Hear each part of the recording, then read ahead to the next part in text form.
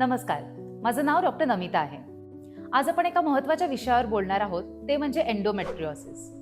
आजकाल आपण खूप ऐकतो एंडोमेट्रियोसिस. तर हे नेमकं कशामुळे आजकाल होत चाललंय? Majorly it is lifestyle related also. अनियमित वेळा जेवणाच्या, तसंच अनियमित झोपेचे पॅटर्न्स, व्यायामाचा अभाव, ह्यामुळे मेजरली आजकाल आपल्याला हे एंडोमेट्रियोसिस बघायला मिळतं. एंडोमेट्रियोसिस म्हणजे नेमकं काय? तर गर्भाशयाच्या आतील जे आवरण असतं, जे मासिक पाळीच्या वेळेला निघून जातं, ते गर्भाशयाच्या आत न जमता गर्भाशयाच्या बाहेरील बाजूस किंवा ओव्हरीजवरती किंवा फॅलोपियन ट्यूब्सवरती निर्माण होतं. ह्या स्थितीमध्ये निदान करणं हे फार गरजेचं असतं. हे निदान करणं हे एका तज्ज्ञ डॉक्टरांकडूनच करायला पाहिजे.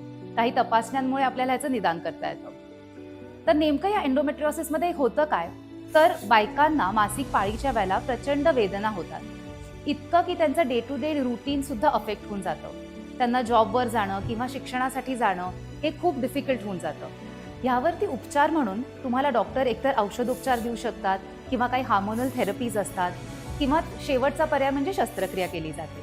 एंडोमेट्रियोसिस ही जरी एक गंभीर स्थिती होऊ शकते, पण काही लाईफस्टाईल मॉडिफिकेशन्सनी तुम्ही ह्यावरती नियंत्रण नक्की मिळवू शकता. त्यासाठी डॉक्टरांचा सल्ला घेणं आणि तो वेळीच घेणं हे फार महत्त्वाचं आहे. तसंच लाईफस्टाईल मॉडिफिकेशन्सनी सुद्धा आपण ह्यावरती नक्कीच नियंत्रण मिळवू शकतो. जर तुम्हाला किंवा तुमच्या परिचितांना कोणालाही असे काही सिम्पटम्स दिसत असतील, तर तुम्ही आमच्या तज्ज्ञ डॉक्टरांशी नक्कीच संपर्क साधू शकता. खाली दिलेल्या क्रमांकावरती तुम्ही फोन करून संपर्क साधू शकता. नमस्कार.